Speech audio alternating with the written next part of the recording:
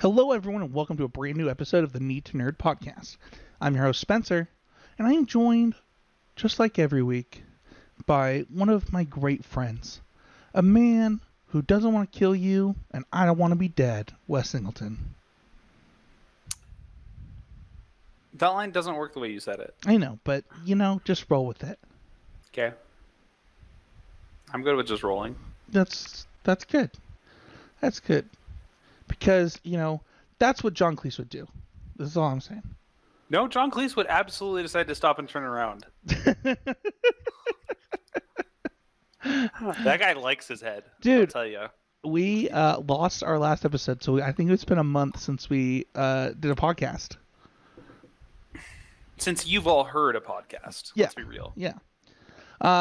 You listen to no podcasts in between. We're the only podcast they listen to, West. Mm-hmm. This week we are talking about, if you ask my family what they would probably say is my all-time favorite movie, we're talking about Silverado. I would call it a classic ensemble Western film.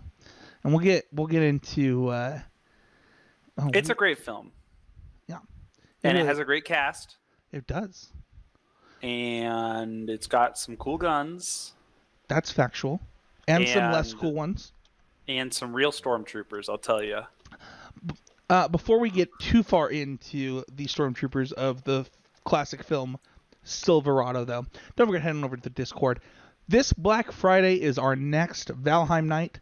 I have created a special place for people to stay in one of the Valheim worlds, as well as created a new Discord-only server for the Discord for Valheim. So come on, hang out Black Friday on your day off. We all know you ain't going shopping.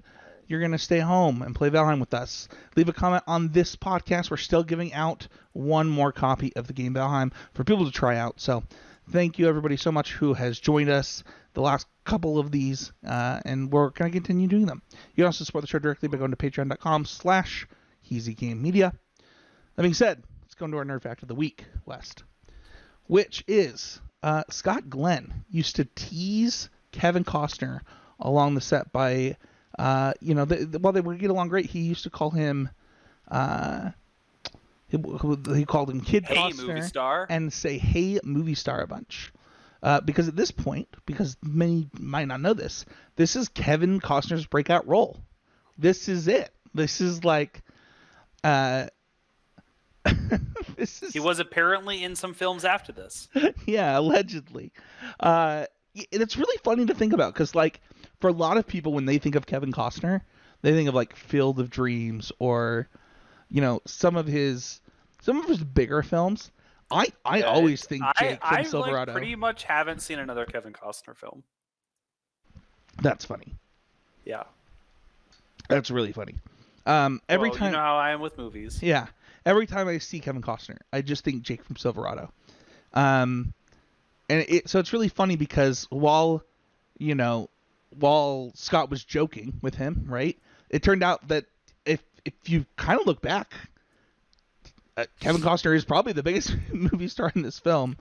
We've got some Lethal Weapons in here, but other than that, I think Kevin Costner takes the cake, man. Heck yeah. Let's talk about this film, though. What is Silverado, West? Oh, I mean, what isn't Silverado? I mean, Silverado is actually extremely focused, so there's many things it's not. But Silverado is a classic Western from 1985. The director, Lawrence Kasdan, tells this incredible story of good and evil, following brothers Emmett, played by Scott Glenn, and Jake, played by Kevin Costner, as you've already heard. They were a fantastic duo. And a couple of other misfit cowboys, played by Danny Glover and Kevin Kline. So just to be clear, this is not the Danny Glover that some of our listeners might be used to as Danny Glover. This is the Danny Glover before that Danny Glover. A Danny Glover to show all other Danny Glovers how to be a Danny Glover, really. But either way, they joined together on a journey to fight for the very soul of a town called Silverado, taken over by ranchers who want their land back and to settle some scores. But another fun fact about this film, Spencer, did you know this? It was filmed almost entirely on Cook Ranch in New Mexico that became basically the most used set for Western films ever after that point. This was actually going to be the fun fact for this episode, but I changed my mind. That while this set was built for the film Silverado, it became the most used set for Western films. Yeah. Right next to the one that was owned by who's his bucket with in California, serial murderer. Don't worry about it. Or lived in by. I don't know what you're talking about. Oh, never mind then. Don't worry about it. But yeah, we're gonna talk all about this fantastic film. Spencer loves it. I love it. You love it because you've watched it. You watched it, right, listener? Yeah, they Please should tell watch me it. you watched it. You should pause this and watch Silverado. It is a little bit longer than I remembered. It is 2 hours, and I think its runtime was like 2 hours and 19 minutes or something. And not a minute of it is wasted. Even the ones where no one is talking. Dude, oh my gosh, there's so much. There's so much. Again, let's go over our first memories or first impressions. And this is going to be a harder segment for this one. This movie came out in 1985, before either West or I was born. Allegedly. This was my favorite movie as a young child. And I mean like a young child. Like 4 years old young child.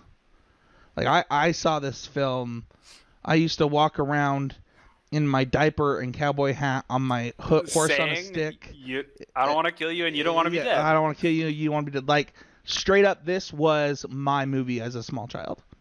And I couldn't say the word because I was so young. I called it Silverado. I asked. We love that Pokemon. Silverado. And honestly, like, I just thought this was the greatest movie. And honestly, it hasn't changed much. Like, my first impression of this film was I wanted to be a cowboy when I was little. I want to be a cowboy now. Like, nothing has changed. I think that... Would you like a cowboy life as exciting as these guys or less exciting than these guys? You know, whatever. Okay. Probably not Danny Glover's life. Like, that's for sure. I don't want his life. Like, you know, he comes home and his house is burned down and stuff. But poor family. Yeah. But honestly, like, I've probably watched this movie possibly more than every other movie I've ever watched. I can say for sure that's not true for me, but it is darn close. There are not many movies, and they're all Pokemon movies. I think that, or like, Babe or Sound of Music. Sure. I think for me that this movie, it's weird because, like, it both holds a special place in my heart, being like my favorite movie from being a very young child, and also just being a really good movie. So yeah. What about you? Do you remember any of your first impressions of this film? Yeah, I think my dad showed me this film probably when I was like 10 or 11 or 12, somewhere in that range. I mean, I just thought it was great. Like, there are not a ton of the films my dad is like, hey, we're going to watch this film because it's a good one. From before my time, it turned out excellent. This one was amazing from the start. I think that probably as a kid, I didn't love the pacing of it at times because it can be slow. But also, it was just, I thought it was really cool. I definitely know that I watched it in the same grip of time as Butch Cassidy and the Sundance Kid. So just in general, there was a point in my life where I had a lot more visions of like Westerns and cowboys floating around my head than I did before or after that time. But my first impressions as like a kid were probably just that, like, I mean, I think Jake was just so cool. Yeah, that's the double pistols, always, you know, just it's climbing things, hiding, all that fun stuff. He is like, He's so perfect. Like, it's funny because that was one of my first. Like, I wanted to be Jake. I wanted, but I wanted Peyton's hat. I Mm. wanted Jake's double guns and his Pinto. Dude, I cannot believe how obsessed I was with Peyton Pintos as a young. Like, I, Really? to this day, if I see one, I want one. Like, I just want to go pet it and kiss it on the face, and like, I. So first of all, for those who know, I'm like a huge horse lover. Um, my wife is terrified of them. It's actually why I don't own one. Um, but yeah, I wanted that horse so bad. Hmm. I still want that horse so bad. That horse doesn't exist anymore. Guaranteed, Spencer. Sure, I would love a paint. Anyway, let's talk about overall impressions because, like you, I think my first impression was pretty high of Jake. But overall, like watching this movie again, I was texting you and texting my mom while I was watching this movie. And I watched it with my dad this week. did you? Yeah. My dad came over. We watched it. Well, why don't you go first? I want to hear yours. Oh man. Well, my dad, like, I called him like as I was headed home from work. Like, I don't know, had to be like 6 o'clock probably, and like it's like, hey, do you want to watch Silverado tonight? He's like, yeah, we're about to make dinner here, but yeah. 45 minutes later, he's at my door, ready to watch Silverado, just happy as could be. Um, and that was good. We talked about the clearness from the moment every character is on screen, whether they are good or evil in this movie. We talked about just the incredible usage of lack of dialogue, the difficult booming of cameras for some of those horse scenes. It's a film that together my dad and I just have like a very deep appreciation for and can see those details because we both watched it so many times. It's so funny that you say that because one of the first texts that I sent you while watching the film was how much they do without dialogue in this film. Oh yeah. You get so much from the score, so much from the acting, so much from where the characters are looking, what they're looking at. I gave you a specific example right back about that one. My dad and I talked about that one for a minute. Oh yeah, Stella's facial expressions, the whole thing. Like, there's so many moments in this film where you're gaining from the surroundings of the characters. It's really sweet. Yeah. And you know, watching it this time, my biggest love, and I don't, in this could be nostalgia, I'm not sure, but man, that score, just like that Silverado theme song, like, ah man, it tugged at my heartstrings, dude. I like want to sing it right now. Yeah. I remember looking up the person who directed the score, and I thought there was something funny that they were also known for, and I just was They not. did quite a bit after Silverado. Um, uh, I should have brought it up when I was gonna bring up the score. My other my other overall. There's something that I was laughing at. I just can't remember what it was. Don't worry about it. I'll look it up. Okay. My other overall impression, like high level thoughts, were how much you care about each character.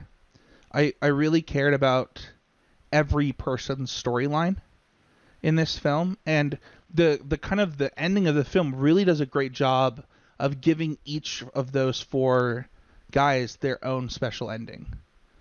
Um, and kind of tying it to previous parts of the film. It is so well directed. It's funny that you mentioned pacing, because I actually think the pacing of this film is unbelievably good. Well, at times I think it's very, very good. Exactly the very beginning of the film is when I would have had trouble sitting still. Like the first 10 minutes of the film are kind of slow. There's like the very long sequence of him just riding cross country before he comes across Peyton, but and no dialogue before that point in the movie. Dude, I actually was gonna mention that as one of my loves. Do you know what the first thing is said in the film? It's like nice to meet you or whatever. Pleasure to meet you. So I actually don't know what is said because I couldn't hear it. Well, I'm pretty sure he just repeats himself.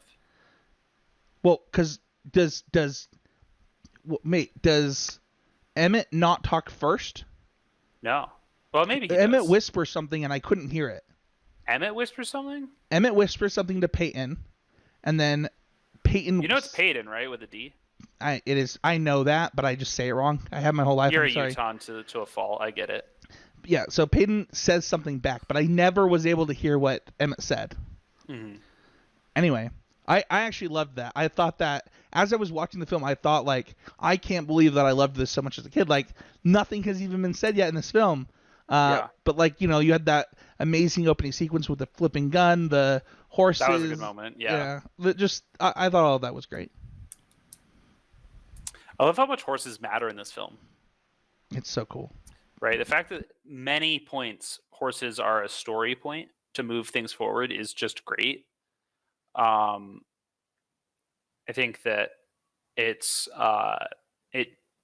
is that they're basically symbols, right, in this of how to their ways of getting around their agency in this world of such isolated towns and the dominant way of getting around. And so who has a horse and who doesn't matters a lot. Do you have a favorite storyline this watch through? Whew. I think this watch through, I strongly felt that Peyton was the protagonist. He clearly is the person who has to make the most decisions through the film and to whom things happen to, and not just happen around. I really enjoy his attempt to kind of figure out what he wants and move off the sidelines of things. I love him standing in his onesie, like trying to put bullets in his gun to shoot down the guy who stole his horse, and him trying to get all his stuff back, get even. All of that is just so great, and you know his villain is the best villain. Oh, dude, I'm really excited to talk about Cobb. We gotta wait till Lovitz though. Okay. We gotta wait till Lovitz. I mean, we don't have to wait till Lovitz. We can talk all kinds of things about Cobb, but sure. So my favorite storyline in this watch through specifically was also Peyton. It's funny because, like, as a kid, I really loved Jake, just like you did, and I still did. Like, I think that his relationship with Augie was something that I didn't quite appreciate enough. Yeah. As like, I mean, this is maybe a good time to talk about, like, some of our favorite lines, but, like, when Augie says, "Who's the grown man?" Like, I literally cracked up this time. That's a great line. Like, grown man's gotta. I don't even remember what Jake says. Who's the grown man? I was just like, it's because you're a child, Jake. Yeah. But I think that in this watch through, last time I watched the film, it was kind of the same. I was really focused on the story of the dog last time I watched this movie. Mm. And this time, it was more like,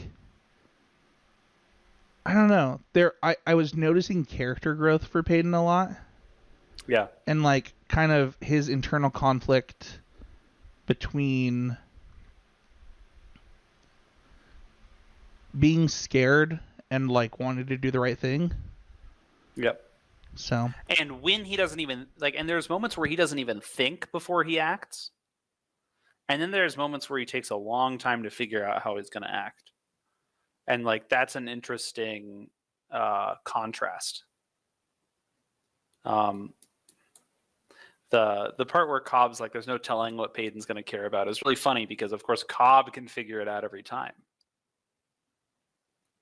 Which is great. Like, as a main character, right? Like, in your relationship to a villain, the villain being able to figure out how to target you with your weaknesses specifically, not just like threaten people broadly and you feel inclined to save them. It's like this specific thing or that specific goal of yours is so it's really good for moving the story forward, because characters making irrational decisions move stories forward. I think the other storyline that resonated a lot with me this time, well, not resonated with me, that I probably understood more, was Emmett's. And Yeah. I think I had a deeper understanding of what happened before the film. This watch through than I probably have in the past. Like, really, like, I don't know that it ever clicked for me when he said that, like, why he's in the shack at the beginning. Yeah, like when he says that he did 5 years, I don't think that I ever put it together that he was either in some kind of jail or like chain gang or something for 5 years. So, but understanding that, like, helps explain why Scott Glenn seems so old compared to Jake as well. right. Why Emmett feels older, not just like a gap of years, but like a hard living situation. Right. And also, I think that it, like, when you have that meeting between him and McKendrick in Silverado, I always thought that meeting was really weird when I was younger. Like, because like when it's clicking for Emmett that McKendrick knew he got out and sent people to kill him after him. Yep. Like, it never clicked. Like, I knew that was true, but I didn't quite understand what it meant. Yeah. Like, so, yeah. Should we do some could be betters? Do you have any could be betters? I have actually a couple. Okay, go for it. So, the one that really stuck out to me this watch through is that the movie uses a lot of really good like shots of places and a lot of like really interesting terrains of the Southwest, but it does a very bad job of making them fit together. For instance, I think the one that shows this perfectly is around Mal's family home, and where Mal and his dad are hiding up in the caves, right? So that place, Tent Rock, I've been there. It's a little ways outside of Santa Fe, where they recorded that, and it's it's the like the white spiry hoodoo things you see, and I mean, and they go from that down to like a pine forest by a river in like a very short amount of time, and it logically makes no sense to me as someone who's been there. And not just like been there, but like been anywhere where those sorts of geological things happen, or like how easily they come in and out of like the slot canyons, or like not there. Like they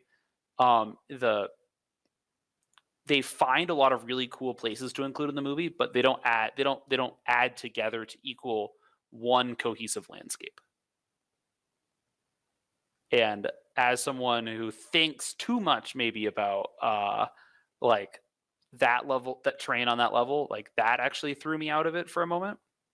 And that's a hell of a nitpick for this movie, because boy, are there not a lot of things to nitpick, but that one actually did jump out at me. I think other than that, the fact that my ongoing one about anything made before, like literally yesterday, which is the women in the movie probably didn't do enough to feel like characters with agency. Like, Stella has a lot of agency. Time out. There's doubt. Specifically 2 women in this movie that are like extremely progressive, like, yes, feminist. But they are not agents of the movie's plot. They do not move the action forward. So I don't think that's true about Stella, but I do think that that's true about. I just want to consider where Stella is at the final duel between Cobb and Peyton, just standing there watching. Right, she's a spectator to it. So okay, so I have to nitpick your nitpick here.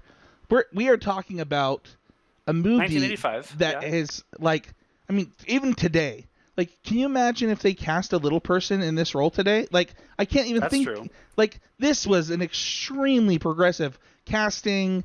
Like, even by today's standards. I have no problem with Linda Hunt as a character, but I do think that the movie still kind of fails the Bechdel test. Well, that's true.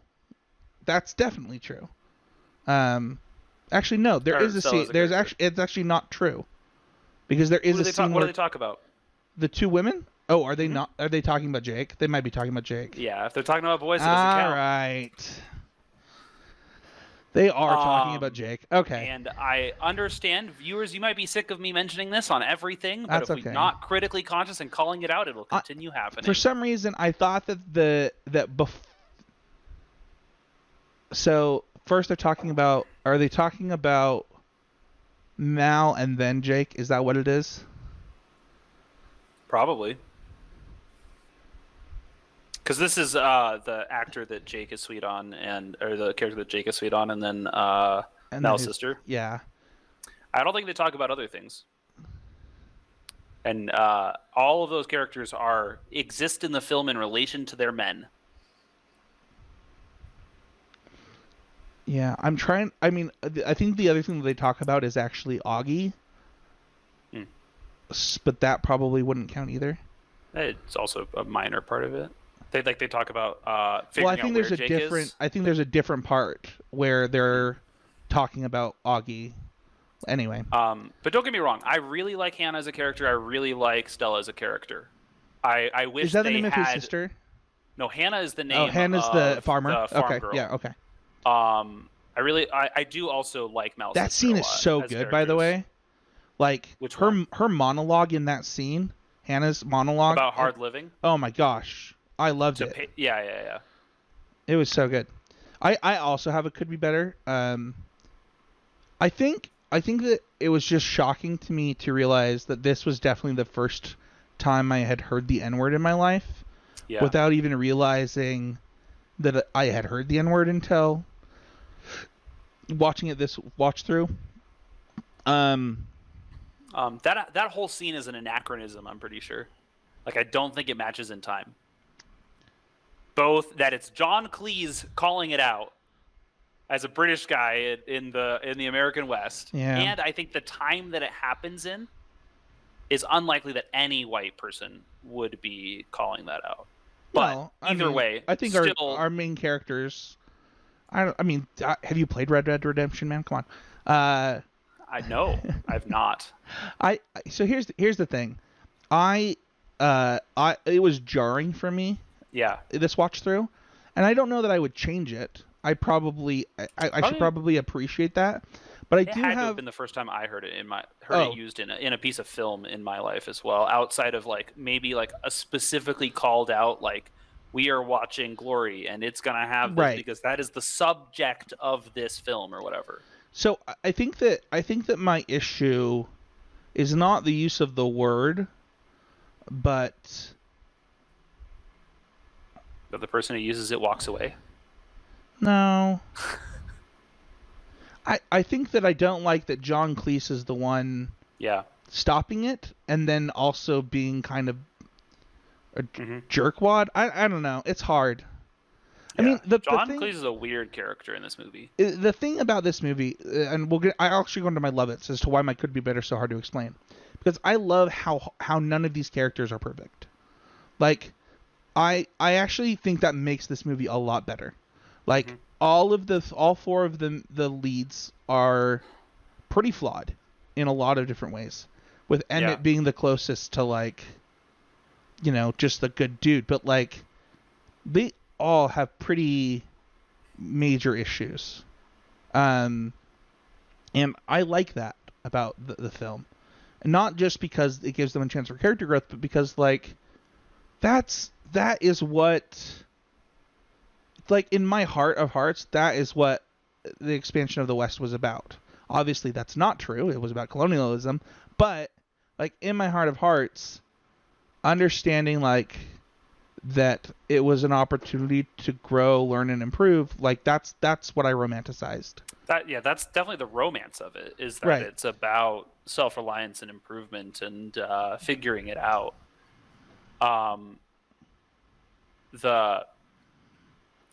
Definitely, I think it's interesting that all of the people that I would say are the good guys in this film have flaws and a less than serious commitment to the law. And yet at the same time, I think that they're unquestionably the good guys. I don't think that there's any room to paint their actions in this movie as like grayscale within the overall moral depiction of the film. Like Peyton walks the line for a while, but I think he like sits on a fence. He doesn't act in one way and then act in another. He just chooses not to act when he's walking the line. It's a fascinating thing, isn't it? Yeah, I completely agree. I was texting my mom and about this specifically, and just said, I really like that none of these guys are perfect. I really like that they're all trying to be good people. Mm-hmm. Like, even Jake being this like loose cannon, you still have multiple moments where Jake is like just actively being a good dude. He's also fun, right? I think that's like Jake's quality that he's bringing to the party, is that he's a good time. Like he's Right. And like he's willing when the going gets tough, he puts his head down. It works. I think Right. like the example of sending him with the caravan, despite his obvious excitement to go cause trouble. Dude, that scene, one of my favorites, by the way. I love it. Where so the horses are going through that winding canyon, like that shot is unbelievable. And you know it wasn't like filmed with a drone or anything. It was like totally just like filmed like either with a helicopter, which it probably wasn't, or with some very fancy boom, which most of the things that were cool in this, I mean, in general, the cinematography is amazing in this film. Yeah, I agree. So many excellent shots. You have any major Lovitz that I haven't mentioned? Oh, yes. Yes, I've got major Lovitz that I haven't mentioned, for sure. I am thrilled by Stella's consideration of making the world what of the world is what you make it. I think that how am I forgetting his name now? That didn't seem possible. You talking about Jeff Goldblum? Yeah, exactly. I think Goldblum's were... character is kind of just his really timing to walk in and be like, "Hello, Sheriff, I'm here to start." Yeah. Like, and his delivery is the most Jeff Goldblum thing. But also, when he walked on screen, I don't know how I forgot Jeff Goldblum was in this movie. Yeah. But like I was can you imagine? Like, I haven't forgotten for a minute that Jeff Goldblum was in Thor Ragnarok or like Jurassic Park or something, right? Like, but like in this film, like he's only like playing second fiddle, and he's funny, and he's like clearly not a good guy, causing trouble all over the place. I love the stiletto. It's such a good story. Actually, like that stiletto's arc is so good. I really love. I mean, the acting is, we've talked about that. It's just incredible throughout. I think that I can't overstate how good like Cobb and Tyree are as villains for both. I was waiting for you to pitch it, so keep going so that I can go off. Sure. I mean, first, they both got crazy eyes. Like, just some of the best crazy eyes I've ever seen. Dude, Tyree's opening sequence. They're so good. You're just like, okay, so that's a bad guy. Yeah. Oh, yeah. Real bad dude. Right, I know everything I need to know about this guy now. Taken off of him. Asking about the dog. Where's the dog? Yeah. All of that is just so good. That's a really, really good moment. Oh. Emmett killing McKendrick with the best timing ever of a kick to the head by the horse. That was sick, right? When he dropped his gun, dude, it's so cool. It's so cool. Yeah, that one I really like. I mean, there's just so many good things there. The whole like end fight sequence in town is great. Before the end fight sequence in town is cool too. Like when they're on the ranch, like that whole like the cow stampede. Dude, that whole thing is so good. I love how long the Cowboy Stunt double list is. Is it long? Oh, it's like 30 names and like 4 of them are the same last name or whatever. That's great. Like there's like a family of Cowboy Stunt doubles out there in the 80s. That's pretty great. So we gotta go back to the villains though, because I cannot believe how Cobb missed our villain bracket episode. He is so good. He's very good. I also don't think that like he is the type of villain that we were considering in our villain bracket. Like what a slime ball. absolute slime ball. Like what? He's got something over everyone. What and a freaking slime ball! Yeah. And what a charming freaking slime ball! Like, Yeah. I want to be Cobb's friend, but I don't because dude's a sleaze. But a good time is supposed to happen around Cobb. Oh Theoretically, man! if you're in the in crowd. Also, I just love him as an actor. He replaced. I don't know if you've seen The Man from Snowy River. Nope. But in the sequel, he actually replaces the love interest's dad as the basically. So in the first Man from Snowy River, the main characters. Anyway, it's a long story. You should watch those movies. They're really good. You'll like them. It's also about horses. It's about a horse breeder rancher guy. But I love him, and who is it? I gotta get his name right before I. Brian Dennehy. Brian Dennehy. Yeah. Oh my gosh, he is a fantastic actor, like absolutely fantastic. And honestly, like, I even as a young child, like the first time he gets on that white horse and rides off, you're like, this dude is so confident, like so freaking confident.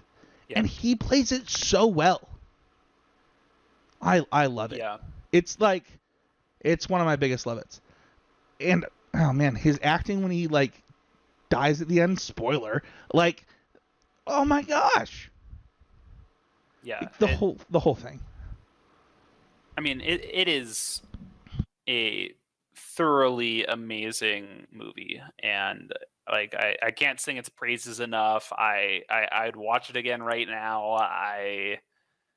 I'm so thoroughly in love with this film, and that it's just fun, pure, clean, shoot 'em up cowboy fun. So many people get shot in this movie, and none of them matter except Cobb right at the end. My mom and showed Ezra, this film.